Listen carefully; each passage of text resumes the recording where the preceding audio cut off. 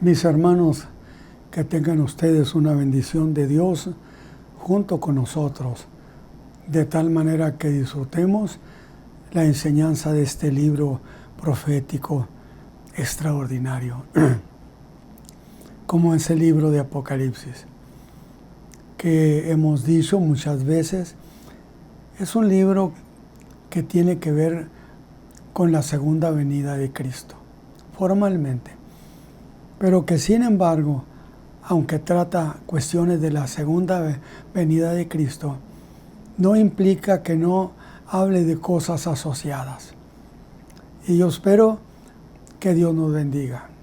Padre eterno, te rogamos que estés en nosotros y que tu palabra deje en nuestros corazones su bendición eterna. De tal manera que nuestras almas se vean regocijadas por la palabra. Te lo rogamos por Cristo Jesús, Señor nuestro. Amén. Muy bien. La razón por la cual estoy diciendo las cosas de esta manera es por el antecedente que yo llamaría el antecedente al capítulo 19, incluido capítulo 18 y 17, donde el apóstol empieza diciendo, después de estas cosas. Y la pregunta viene de manera natural. ¿Cuáles cosas, Juan, que ha dicho después de estas cosas? Entonces la pregunta es, ¿cuáles son esas cosas? Definitivamente son cosas que ya están escritas, que ya las hemos visto y que deseamos guardarlas en nuestro corazón. ¿Por qué digo esto? Por la siguiente razón. Porque a esto que he leído de Juan, después de estas cosas, necesariamente nos obliga a que hay un antecedente que conviene no olvidarlos, ni pasarlo por alto. Y ha habido dos cosas importantísimas que nos va a ir llevando a través de la enseñanza a cuestiones muy valederas. Ha habido dos cosas que no podemos ignorarlas, pero que son parte de este suceso. Uno de ellos es la destrucción de la ciudad de la ramera, según el capítulo 17 de esta Apocalipsis. Y que pareciera que no tiene interés y que ya lo hemos visto en otras ocasiones. Pero interesantemente, este capítulo 19, ya no encontramos, porque ya no están ni la ramera, ni la ciudad de la ramera, ni tampoco está presente la de la Gran Babilonia. Es decir, han quedado fuera de tiempo y de contexto. El capítulo 17, dije, nos habló de la destrucción de la ciudad de la Grande Ramera,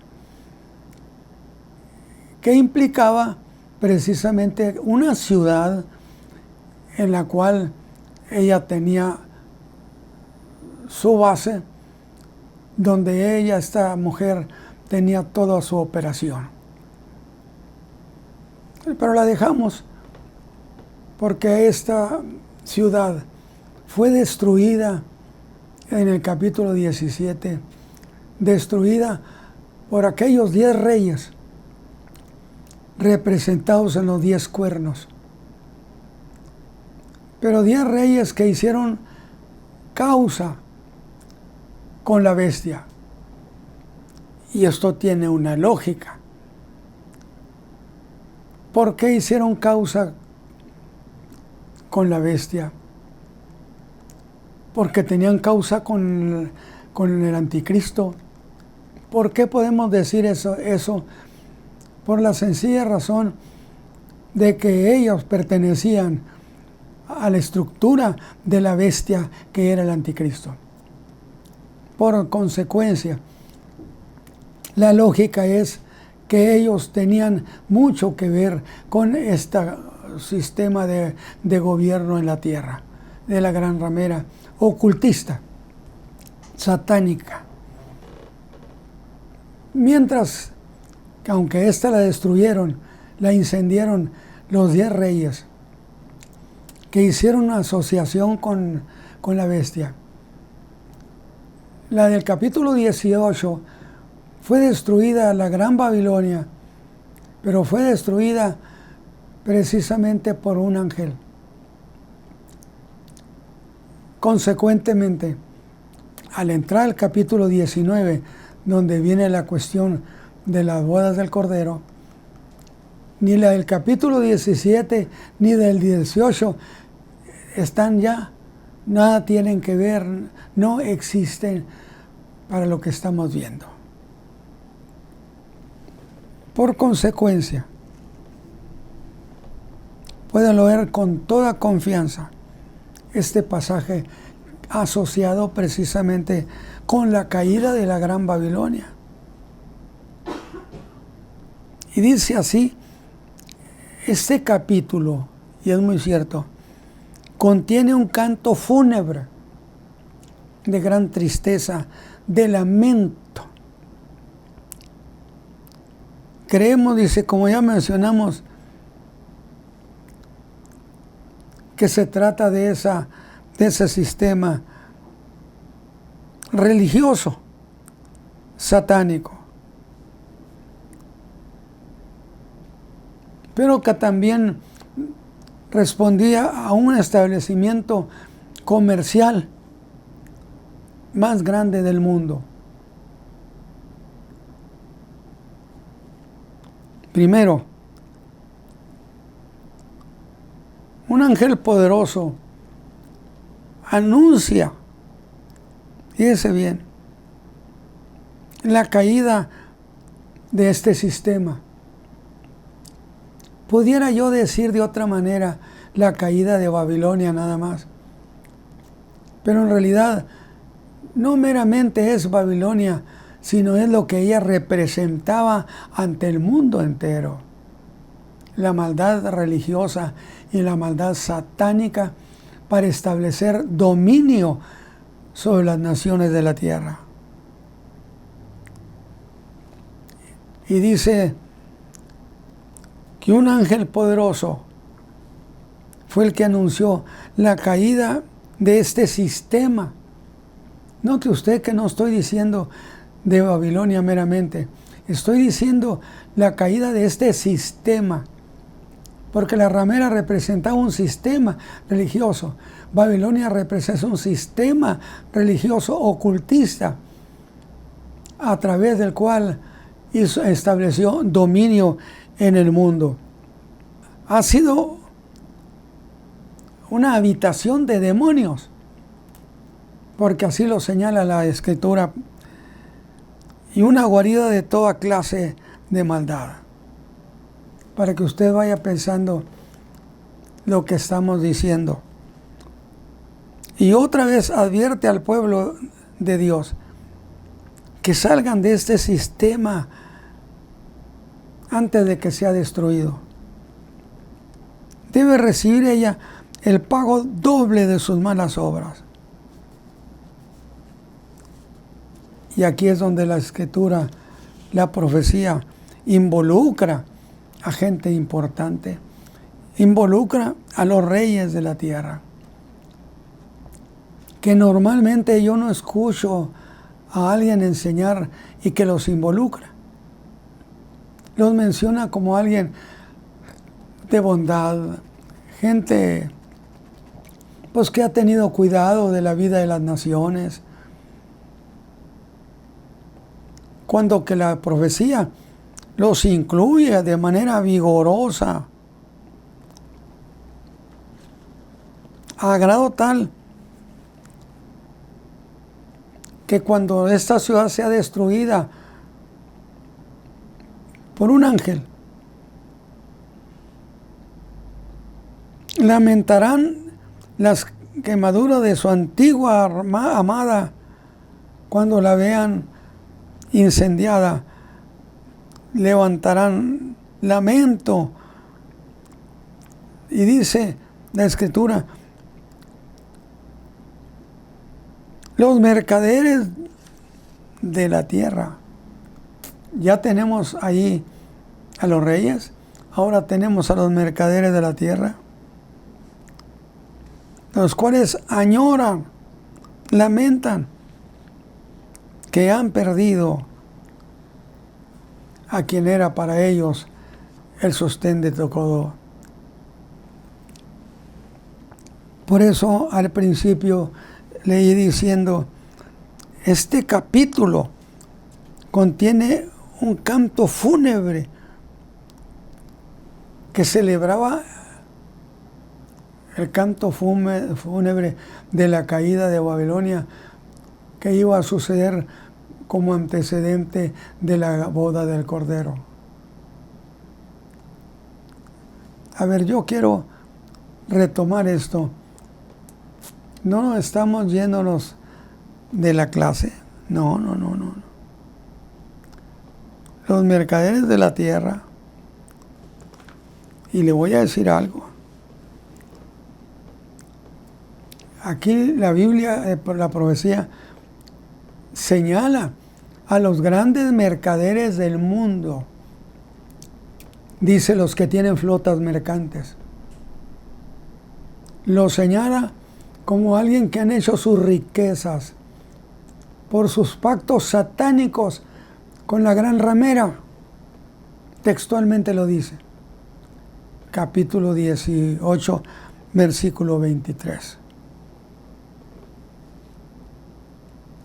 Entonces, hay tres grupos ya: los reyes, los grandes mercaderes y el pueblo en general. Porque ha tomado dominio del mundo entero.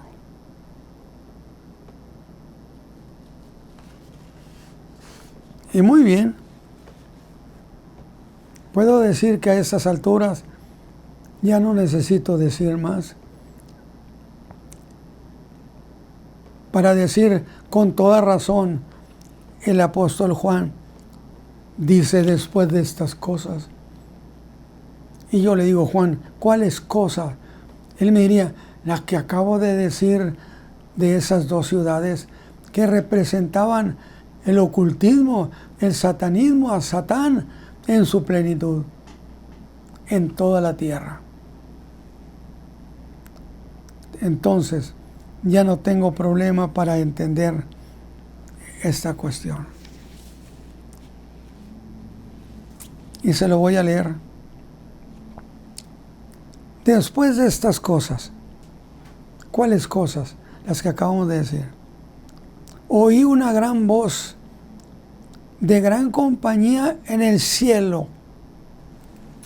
Ya aquí de antemano establece que las bodas del Cordero se dan en el cielo.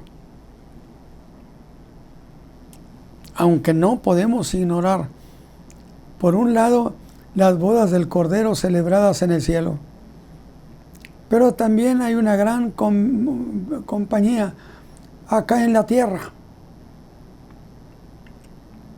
¿Por qué digo eso? Por una razón muy sencilla. Uno de ellos es el arrebatamiento de la iglesia. Y yo le pregunto a usted, ¿acaso podemos pensar que en el arrebatamiento de la iglesia habrá algunos que sean rechazados, que sean regresados a la tierra? Usted me va a tener que decir, por supuesto que no, hermano. No habrá uno solo que sea sujeto de regresarlo a la tierra. ¿Por qué razón? Por otra razón muy sencilla. Porque es el Espíritu Santo el que va a levantar a los creyentes. Nada más que el Espíritu Santo conoce a los que son suyos. Así lo dice la palabra. Y si el Espíritu de aquel que levantó a Jesús de los muertos mora en vosotros, vivificará también vuestros cuerpos mortales. Es decir, el Espíritu Santo va a levantar en lo que llamamos la primera resurrección. Va a levantar a todos los creyentes de testimonio de Cristo, porque el Espíritu Santo los conoce y no va a levantar jamás a alguno que nada tiene que ver con el Señor Jesús. Es decir, estoy diciendo, en el arrebatamiento de la iglesia no existe el problema de que algunos tengan que ser regresados a la tierra. No es posible. Porque el Espíritu Santo conoce a todos los creyentes y a todos los hijos de Dios y a todos los que son redimidos. Por consecuencia, no hay el problema de que tengan que ser regresados. Cuando usted encuentre de algunos que son regresados, usted debe entender que no están hablando de la gente de la iglesia. Segunda cuestión. También existe un caso donde hay un gran banquete en la tierra. Y allí usted va a encontrar, dentro de ese gran banquete, los que tenían que ser invitados y llevar ropa de invitado. Sin embargo, durante la fiesta, el dueño de aquel banquete, de aquella fiesta, hizo una inspección de los asistentes y encontró a uno que no estaba vestido con ropa de invitado. Y le dijo, ¿y tú cómo estás aquí? Y ordenó a su gente que a ese que estaba allí, que no tenía derecho de estar, que lo sacaran y lo echaran fuera a las tinieblas, donde sería el lloro y el crujir de dientes. Allí no estamos hablando de creyentes. Por eso digo, si en alguno de los grandes banquetes de Dios, el que es de Cristo y es arrebatado en el arrebatamiento de la iglesia, no habrá uno solo, ninguno, que tenga que ser regresado por alguna falta. ¿Por qué razón? Porque el Espíritu Santo conoce, textualmente lo dice la Biblia, conoce a los que son suyos. Y no se va a llevar a quien no tenga razón de ser llevado hasta el encuentro con Cristo Jesús en los cielos. Entonces, estamos estableciendo dos cosas importantes. Si en alguno de las grandes reuniones de Dios, algunos lo tienen que sacar, no está hablando de creyentes. Ya sucedió en el cielo y no hubo uno solo que fuera expulsado de aquella gran reunión. En el gran banquete, acá en el territorio del rey, en el gran banquete del rey, acá en la tierra, pues hubo dos casos muy notorios. Uno de ellos, el de las 10 vírgenes, donde algunas de ellas no pudieron entrar porque no estaban preparadas para recibir al esposo. Eso no representa a creyentes de ninguna manera. El otro, el que no tenía vestido de invitado y lo tuvieron que expulsar y lo echaron, dice, a las tinieblas, donde será el lloro y el crujir de dientes. Entonces, ya tenemos allí dos casos que garantizan que ese creyente o esa persona o no será recibida o no será expulsado. Tome usted en cuenta que son cosas que van siendo parte de esto que estoy enseñando.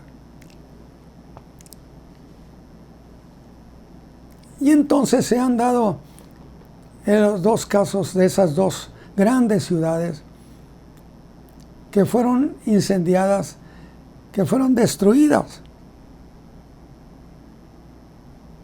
y que provocaron una tristeza, un lamento en aquellos que tenían negociación con ella, reyes de la tierra, grandes mercaderes, gente importante. Lea usted el capítulo 19 y ahí usted va a encontrar mucha información.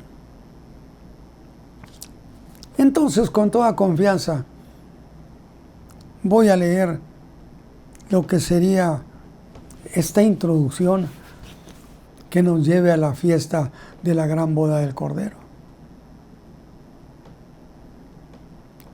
Desde luego, implica muchas cosas de las que hemos de hablar en su momento.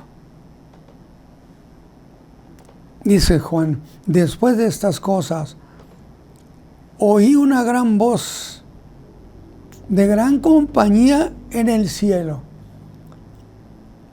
Está estableciendo que las bodas del Cordero se harán en el cielo, en la casa de su Padre. Y la otra fiesta que haga en la tierra, indiscutiblemente será hecho en el territorio del Rey, que es Cristo Jesús, el Señor, el dueño de toda esta creación. Digo, para que no nos vayamos a confundir. Es decir, una fuera las bodas del Cordero, habrán de celebrarse en el cielo, allá, en la casa de su Padre. La otra gran fiesta o celebración que se dará aquí en la tierra, por supuesto, este es el territorio del Rey. ¿El Rey de dónde? El Rey de aquí, de esta tierra. Eso no tenemos ninguna duda. Estos que cantaban o que hablaban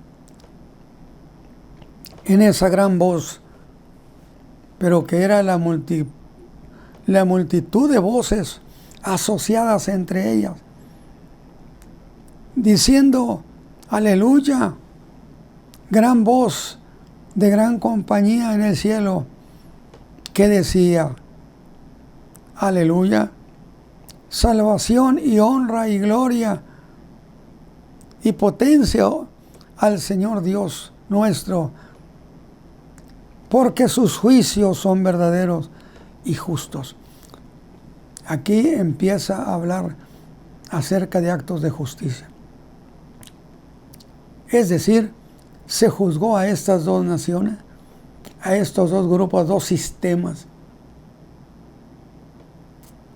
que corresponden, por supuesto, a lo mismo de la ramera y de la gran Babilonia, que han sido juzgadas. Y dice, porque sus juicios son verdaderos y justos.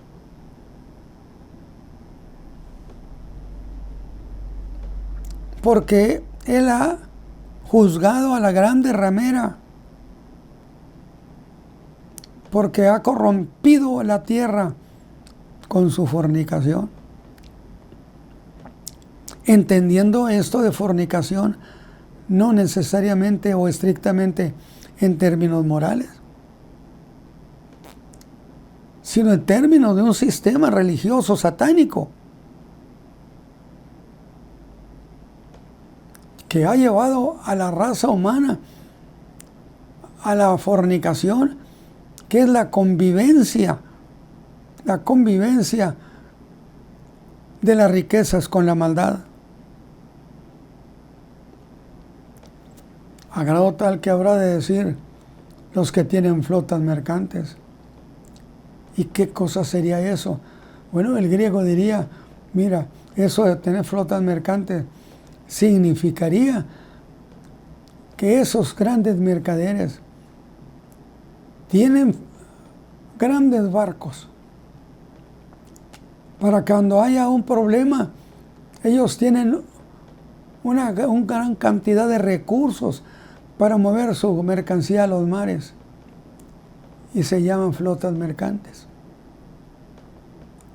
Me interesó mucho eso. Ellos han corrompido con su fornicación y Dios los ha juzgado. Y entonces agregan los que están cantando o los que están hablando, porque sus juicios son justos y verdaderos. O sea, están diciendo, ellos han sido juzgadas, la ramera y la Babilonia, han sido juzgadas con toda justicia, porque los juicios de Dios son justos y verdaderos. Acuérdese usted que en alguna ocasión citamos al Señor Jesús, hablando precisamente de los juicios. Desde Abel el justo, desde Abel ya empezó la contabilidad, desde Abel el hermano de Caín, así es. Cuando Caín mató a Abel, empieza a contar esos actos de injusticia y queda registrado, porque el Señor Jesús lo está señalando como parte de gente que ha de ser juzgada, porque en Dios no hay ningún olvido. Dios no deja pendiente ninguna causa en la tierra. Y otra vez dijeron, aleluya. Y su humo subió para siempre jamás. Y luego menciona a asistentes, 24 ancianos,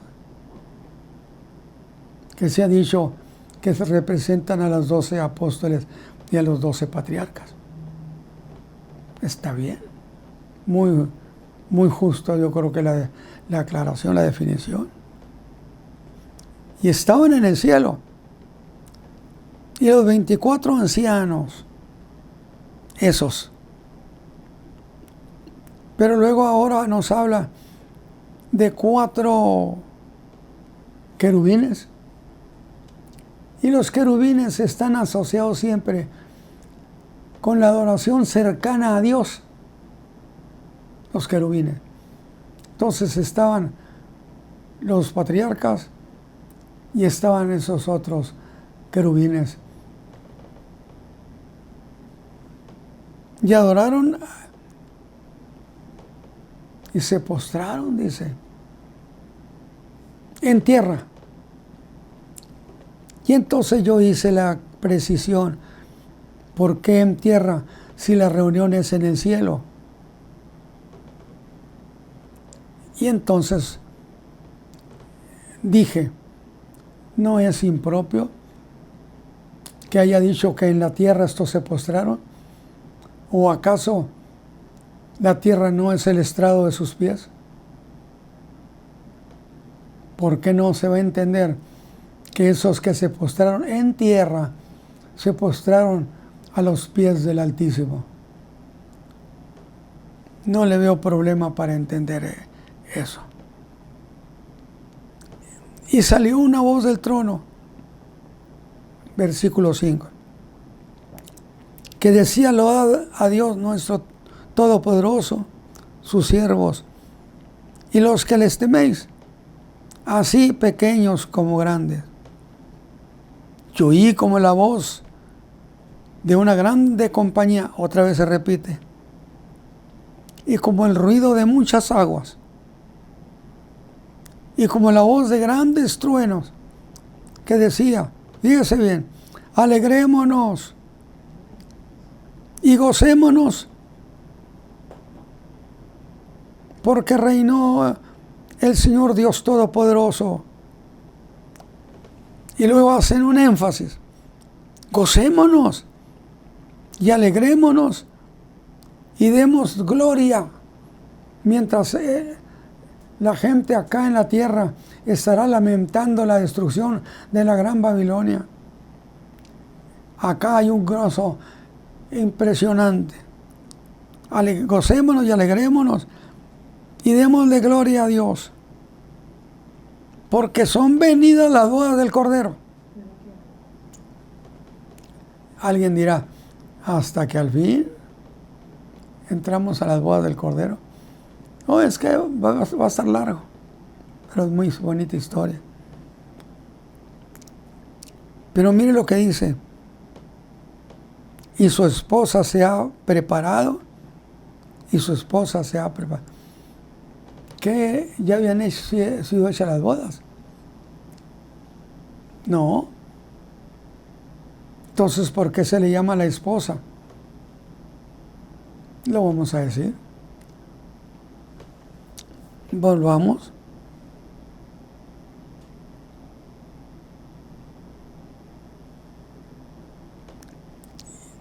Y aquí voy a hacer un énfasis. Y a su esposa le fue dado, o sea, concedido, que se vista de lino fino, limpio y brillante. ¿Y por qué se le concedió eso? Dice, porque el lino fino son las justificaciones de los santos. Ah, mire qué interesante. Aquí encontramos la razón por la cual está vestida de esa manera, de lino fino, blanco y resplandeciente. Porque ese color o ese tipo de vestido significaba las justificaciones de los santos. Las justificaciones de los santos. Interesantísimo. Y ahora déjeme, ¿y cuándo se dio esa justificación? No me vaya usted a decir que es cuando el Señor le salvó. Porque ciertamente cuando el Señor salvó, nos justificó. O sea, eso no se contradice. Fue justificada la iglesia o esa persona. Sin embargo, ella como iglesia, como creyente, como gente salva, nunca jamás había sido llevada a un juicio oficial. Nunca había sido llevada la iglesia a un juicio oficial. Entonces ya no es lo mismo la salvación cuando le dieron la salvación y que la justificaron en el perdón de sus pecados. Nada tiene que ver con el juicio oficial del que está hablando la Escritura. Y conviene que usted entonces tenga presente esto. ¿Por qué razón? Porque un juicio oficial implica varias cosas. Número uno, implica que existe acusación. Y sobre la iglesia está pendiente una acusación terrible por parte del gran fiscal despiadado que es Satán. Una vez más, estamos diciendo, para que se considere un juicio oficial, pues no es cuando el Señor me salvó a mí y me justificó, que es, por supuesto, legal, porque fui justificado.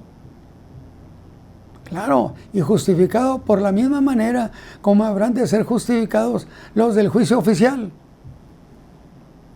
Veamos. Es necesario que exista un juez. En este caso, el Dios eterno, el Altísimo. Segundo, que exista una acusación. Y ahí está la acusación sobre la iglesia, acusándola de pecado. Y además es necesario que exista un fiscal, que no es el que estuvo quizá presente cuando a usted lo salvaron. No, no, no. Estamos hablando de un nivel de jerarquía. Y dice Apocalipsis 12, porque eso está en Apocalipsis 12, que es muy interesante, versículo 10, algo así, el capítulo 12 de Apocalipsis, que acusaba a los hijos de Dios día y noche. Entonces, no me diga usted que no era un acusador violento, difícil, por supuesto, implacable. Y la profecía dice que cada uno de los hermanos de los creyentes salieron victoriosos ante las acusaciones del fiscal. ¿Cómo fue? Bueno, ¿qué acusaciones podía traer el diablo? Diciendo de la cantidad de pecados que los creyentes habían cometido en su vida. Pero esos creyentes hicieron defensa muy eficiente, diciendo, sí, es cierto, pero el que está sentado aquí en el trono nos limpió con su sangre. Y echa por tierra la acusación de Satán. Palabras más, palabras menos que estoy usando. Satán hace una acusación supuestamente única, difícil, pero cada creyente, ¿sí? En el versículo 10, si me acuerdo, pero cada creyente salió victorioso, lo venció, porque esa es la cuestión. No es que te acusen, es que salgas vencedor. De tal manera que en esta primera acusación que Satán pensó que era la gran acusación, los hermanos lo vencieron. De tal manera que todos ellos fueron declarados justos, inocentes. ¿Va conmigo? Sí. De tal manera que son declarados justos e inocentes. Y Satán ha sido derrotado. Pero luego saca una segunda acusación. Dije yo cuando enseñé sobre esto, donde Satán pensaría que ahora sí con esta era imposible que se escaparan. Ningún creyente. Y hace la acusación, muy cierta, por cierto. ¿En qué sentido? En el sentido de que es cierto, ustedes fueron perdonados. Sin embargo, después de ser salvos, siguieron cometiendo pecados. Y Satán pensó que de esta no se podrían librar. Pero el creyente se libra de todas si acude a la sangre de Cristo. Y ellos le dijeron, es cierto, pero el que está ahí nos perdonó y nos lavó con su sangre. Consecuentemente, en dos cosas, ellos salen vencedores y son llamados justos. Y entonces, a la iglesia que es aquí, la que están acusando, a esa iglesia preciosa, le dan que se vista, que va a empezar las bodas del Cordero. Y le dicen que se vista de lino fino, blanco y resplandeciente. ¿Por qué? Porque si la razón es porque ciertamente pecó. Sin embargo, venció a Satán en sus acusaciones y fue declarada justa e inocente. Por eso dice, le han concedido, es un derecho muy interesante. Y él me dice, el ángel, escribe, bienaventurados los que son llamados a la cena del Cordero. Y me dijo, esas palabras de Dios son verdaderas. Y yo me eché a sus pies para adorarlo. Y él me dijo, mira que no lo hagas. Yo soy siervo contigo, con tus hermanos que tienen el testimonio de Jesús. Y escuche bien, el espíritu de la profecía es el testimonio del Señor Jesús. O sea, la profecía testifica de Cristo. Por eso dice en esta manera, bienaventurados los que son llamados a la cena del Cordero. Y me dijo, estas palabras de Dios son verdaderas. Y me eché a sus pies para adorarle. Y él me dijo, mira que no lo hagas. Yo soy siervo contigo y con tus hermanos que tienen el testimonio de Jesús. Adora a Dios. Porque el testimonio de Jesús es el espíritu de la profecía. Es decir, la profecía se dedica a Cristo. Por eso yo enseñaba en la clase de Espíritu Santo y decía, es interesantísimo que escritos sobre el Señor Jesús abundan. Hay cientos y cientos de escritos acerca del Señor Jesús. Pero yo no encuentro mucho sobre el Espíritu Santo. Y no hay ningún problema para entender, porque el Señor Jesús dijo que el Espíritu Santo tomaría de él y lo haría saber. Que el Espíritu Santo lo glorificaría a él. Entonces, no tenemos por qué exaltarnos o por qué pensar por qué hicieron esto así. No, porque la profecía está dedicada a Cristo. Desde el Génesis 1 hasta el final. De nuevo,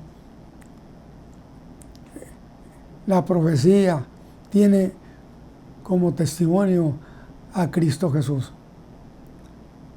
La profecía se dedica para glorificar a Cristo, no para hacer otra cosa. Puede hablar muchas cosas preciosas de los demás seres angelicales, pero sobre Cristo es único. Yo creo que eso ya está claro. Y entonces dice, vi el cielo abierto. Hay varias cosas que han sucedido de aquí a que se celebran las bodas. Después de estas cosas, oí una gran voz de gran compañía en el cielo. Al decir que eran voces, al mismo tiempo, un canto de regocijo, en contraste con los lamentos a la caída de la gran Babilonia, que aquí era una multitud de redimidos que están en el cielo. La iglesia es la única que canta y agradece su redención, mostrando con regocijo la caída de Babilonia. Ella está feliz con la caída de esa gran Babilonia. Y hay algo más. Un ángel arroja una piedra como del molino al mar, representando con eso la caída de Babilonia. Ella había sido como una piedra de molino alrededor del cuello de miles de gente, de naciones, arrastrándolos al infierno. Ahora la grande ramera ha de sufrir la misma suerte, y todo el bullicio de su antigua actividad ahora se callará para siempre. Ella fue culpable de los justos juicios de Dios.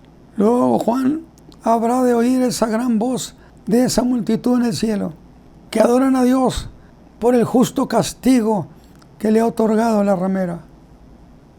Y los 24 ancianos y los querubines adoraron a Dios. Pero voy a ir una vez más. ¿Qué cosas sucedieron? Bueno, uno de ellos es que la iglesia ha sido levantada, el arrebatamiento de la iglesia, según 1 Tesalonicenses 4, 6 al 17. Porque el mismo Señor, dijo Pablo, con aclamación, con voz de arcángel y con trompeta de Dios, descenderá del cielo, y los muertos en Cristo resucitarán primero. ¿Qué está haciendo Juan? Llegó el momento cuando se da el toque de la trompeta. Era como decir, empezamos. Esa es una historia bonita, alegre, amable. Pero dice, con trompeta de Dios descenderá del cielo, y los muertos en Cristo resucitarán primero. ¿Por qué? Porque es la primera resurrección. Consecuentemente, los creyentes tienen que ser levantados, resucitados, cuando eso sucede, porque es la primera resurrección. No olvide que hay dos de resurrecciones. La primera, cuando la iglesia es levantada. La segunda, 1000 años después, cuando se da la resurrección para juicio nada más. Esta es levantados para ir con el Señor Jesús.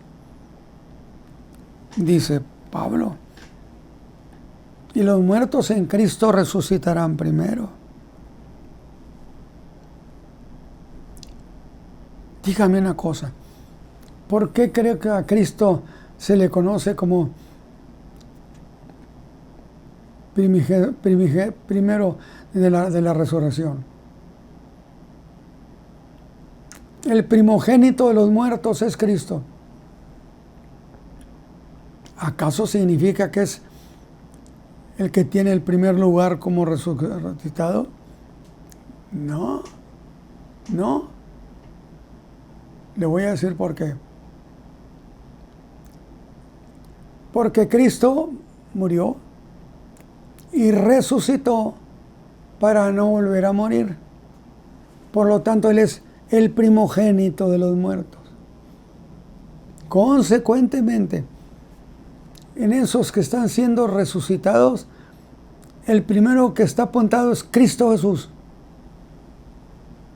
El primero es Cristo Jesús. Vuelvo a decirlo. Espero que no me haya equivocado. Cristo es el primogénito de los muertos. No porque sea el primero que ha resucitado. Lázaro resucitó. Muchos otros en antiguo tiempo resucitaron. pero no tienen la condición de primogénito, el primero de los muertos. Porque resucitaron para volver a morir. Mientras que Cristo resucitó para no volver a morir. Y de allí que con gozo Pedro diga que es el primogénito de los muertos. De tal manera que Cristo nuestro Salvador está vivo el día de hoy. ¿Le parece bien? Descenderá del cielo. Luego entonces, cuando Cristo descienda por la iglesia va a tener un encuentro con Cristo, no en Jerusalén, no en Estados Unidos, no en México. Son resucitados. Y luego el Espíritu Santo, que se encargó de levantar a los creyentes de entre los muertos, los va a entregar a Cristo Jesús, que es su Redentor, que es su Salvador. De tal manera que el encuentro de los creyentes con Cristo, cuando haya esa resurrección, será en el cielo, en los aires. Y los muertos en Cristo resucitarán por primero. Pero se lo voy a leer. Luego nosotros.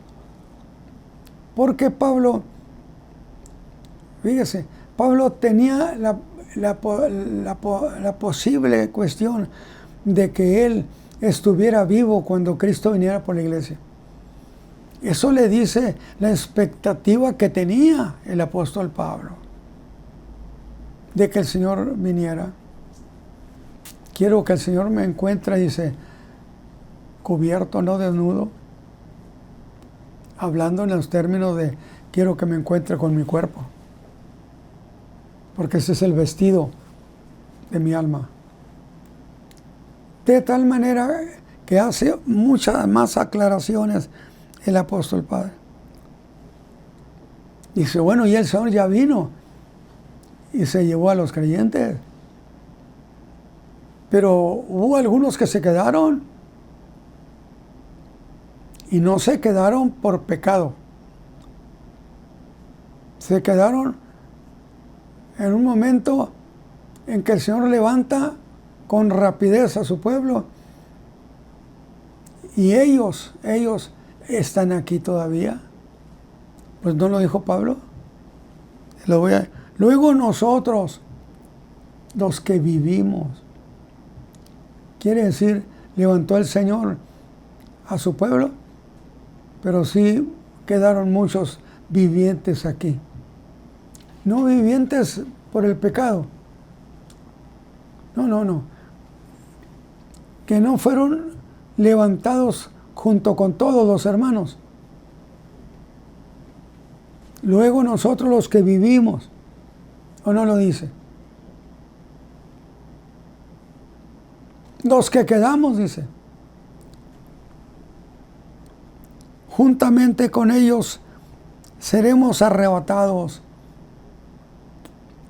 para encontrarnos con el Señor Jesús en las nubes, en los aires. ¿Por qué en las nubes? Pues acuérdense ustedes que cuando el Señor fue levantado, porque el Señor Jesús no se fue al cielo. El Señor Jesús fue levantado por el Espíritu Santo, que era el que se encargaba de él, y lo levantó mientras hablaba con sus discípulos. Se fue hasta que una nube lo quitó de su vista. Y en la hora que viene por su pueblo, sucede lo mismo. Levanta la iglesia, y entonces la iglesia se ve envuelta en una nube donde tiene el encuentro con Cristo Jesús. ¿Se le hace difícil eso? A mí se me hace grandioso. Para que nadie alegue y diga, es que tenemos que ver en tal parte. No. Vea lo que dice. ¿Dónde? En los aires, en las nubes, allá. Por eso Jesús dijo, nadie diga, aquí está, o está allá. No haga eso. porque donde está el cuerpo muerto, ahí se juntan las águilas. Luego nosotros los que vivimos. A ver, una pregunta. ¿Cómo está eso de que se fueron levantados y se fueron con el Señor? ¿Qué pasó con ellos?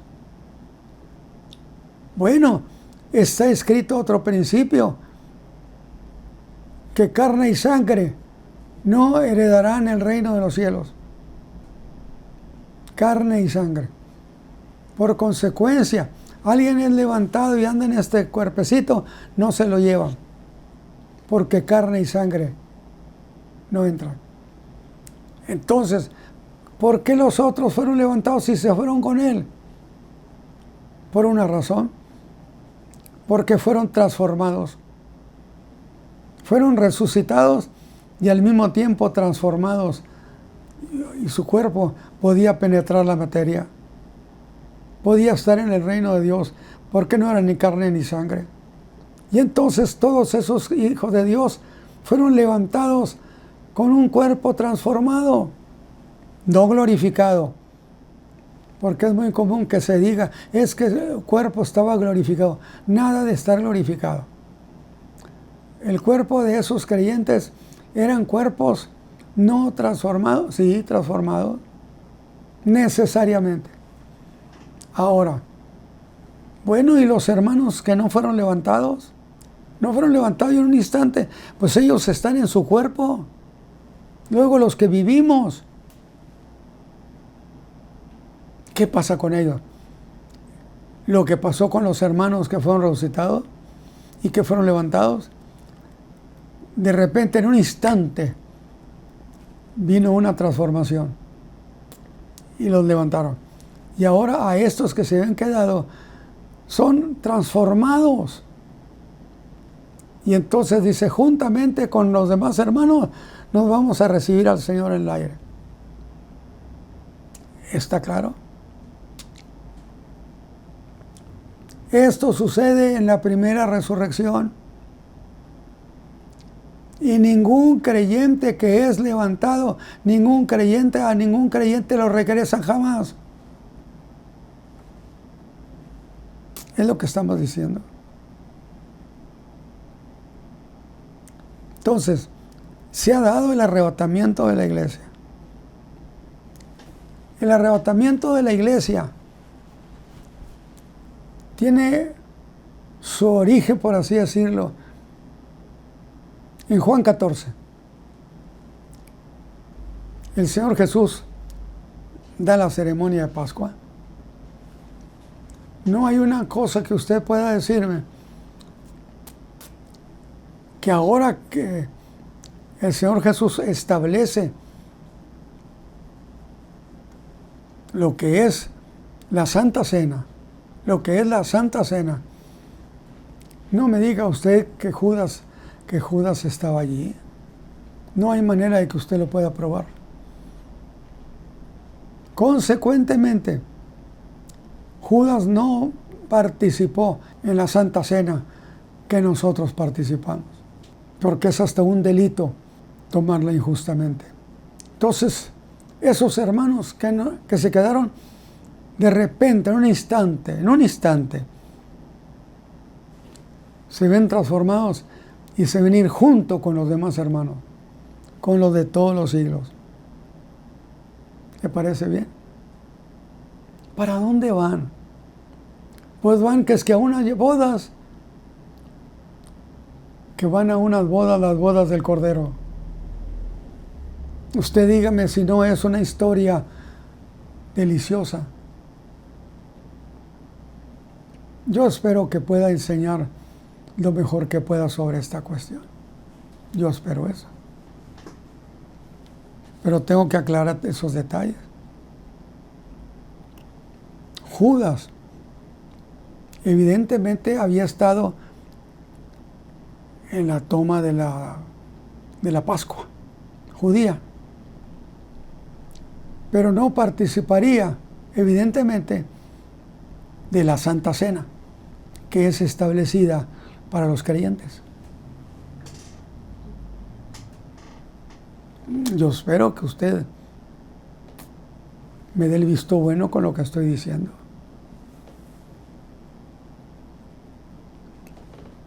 Iremos a recibir al Señor en el aire. Y así estaremos para siempre con el Señor. ¿O quiere usted cambiar de lugar?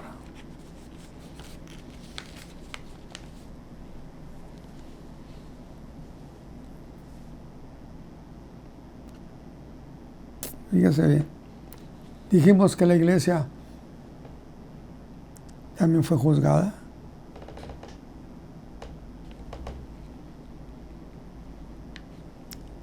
Cuando dice que oyó una grande voz.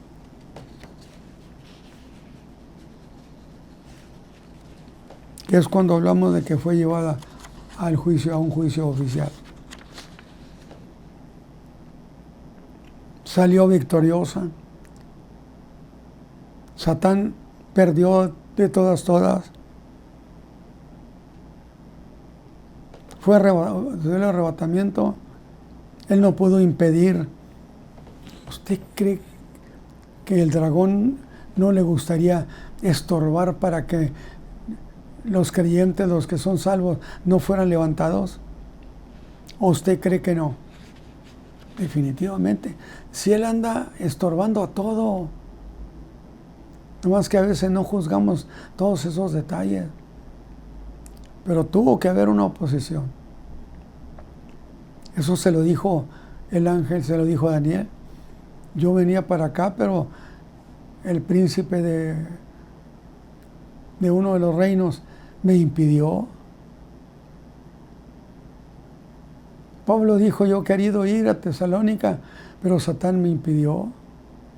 O sea, sí hay una oposición verdadera.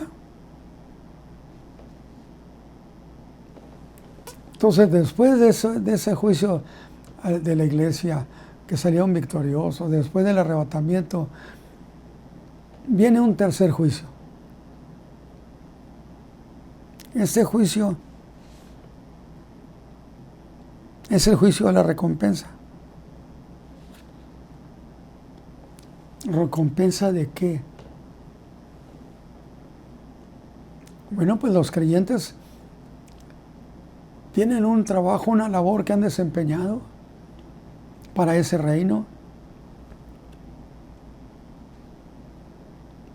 En 2 Corintios capítulo 5, versículo 10,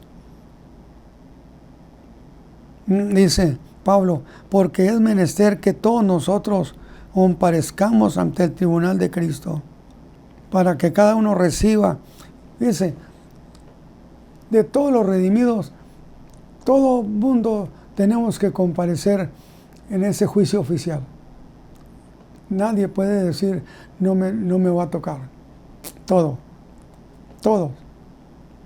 Pero ahora tenemos otro juicio donde todos tienen que comparecer también. ¿Cuál es el juicio? El juicio de la recompensa. Aquí no es por castigo, aquí no es, es para recompensar el trabajo de cada quien. Porque es menester que todos nosotros comparezcamos ante el tribunal de Cristo, para que cada uno reciba según lo que hubiere hecho por medio del cuerpo, ora sea bueno, ora sea malo. No sé qué tiempo tenga. Y justo después de ese juicio de la recompensa, no es de la recompensa, es de las recompensas, porque es un juicio a todos los creyentes de todos los tiempos. Es un juicio absolutamente de todos los creyentes. Es cuando en ese momento en el cielo se da un conflicto.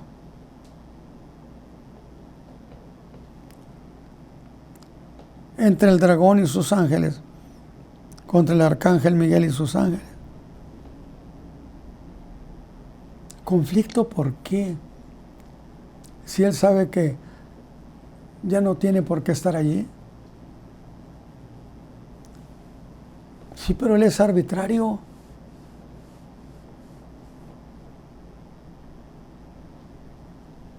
Evidentemente quisiera quedarse ahí para discutir las cosas,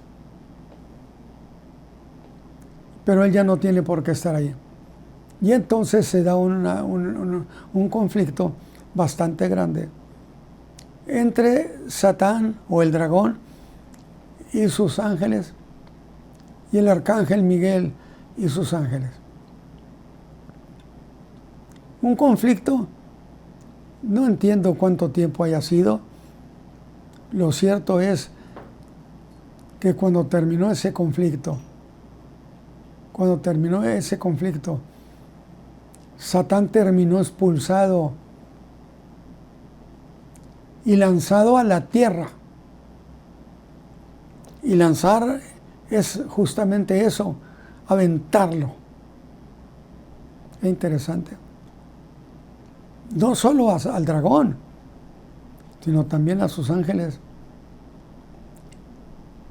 Y aquí hay una cuestión que vamos a ir viendo, en el sentido de que esta tierra, este mundo, fue creado por Dios solamente para la raza humana. No puede ser que vengan de otro planeta aquí a esta tierra, que es que porque Dios se los otorgó. No olvide eso. Si Dios dijo que esto era para nosotros, para la raza humana será. Yo siempre digo, lo que Dios dijo que era para los hijos de Abraham, eso es para los hijos de Abraham. Lo que Dios dijo que era para el hijo de David, para el hijo de David será. Estas son cosas que conviene entenderlas, porque nos quitamos mucho problema de apreciación. Satán es expulsado a la tierra y dice la Escritura que viene con grande ira, sabiendo que poco tiempo es el que le queda. Pero, ¿qué significaría esto? ¿En qué tiempo estamos en ese momento? ¿En qué tiempo estamos? Porque se está dando un conflicto, un gran combate. Lo expulsaron a la tierra. Día y hora.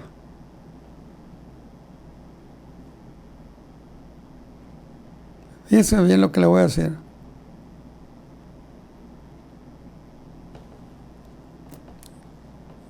Entonces el diablo viene contra ese pueblo, representado en esa mujer que nos dio a ese hijo que entendemos que es Cristo Jesús. No hay ningún error. Y es más, es el esposo, es el que vamos a ver, que se casa con la iglesia. Qué detalle tan bonito.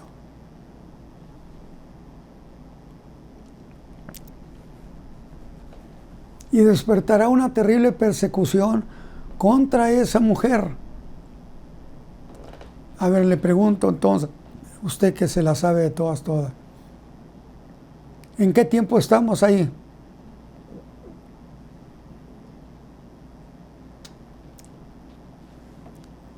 ¿Estamos todavía en la gran tribulación? ¿En qué tiempo de la gran tribulación? No. Estamos en la última mitad de la gran tribulación. ¿Por qué lo digo así? Bueno, si el versículo 13 dice que el diablo viene con grande ira,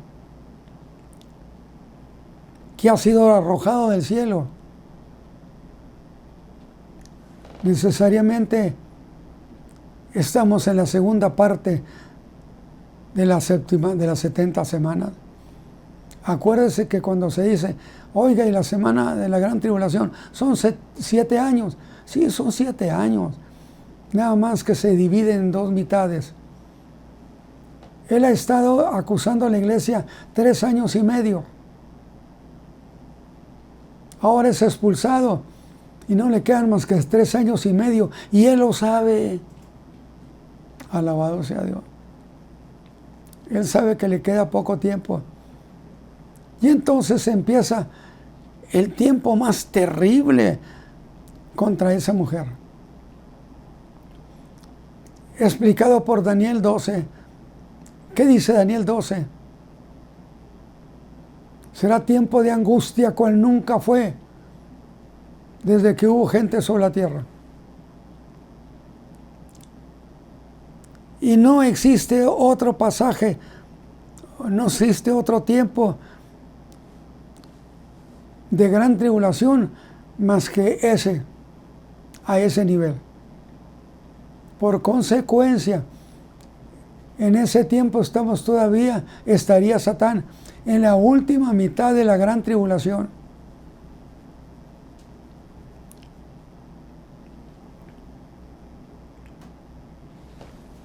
Yo creo que ahí nos vamos a quedar.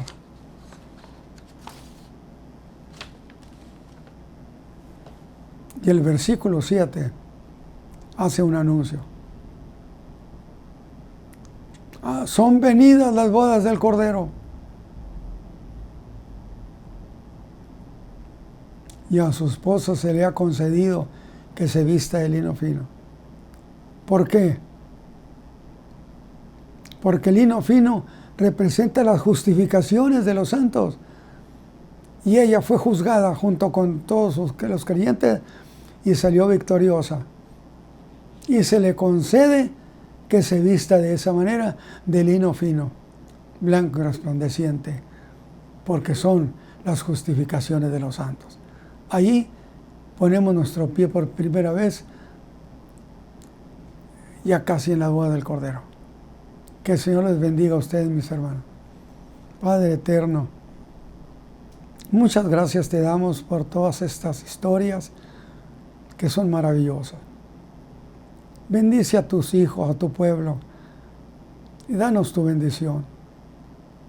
Favorécenos en tu misericordia, y sé siempre nuestro Dios. Que así sea, por Cristo Jesús. Amén.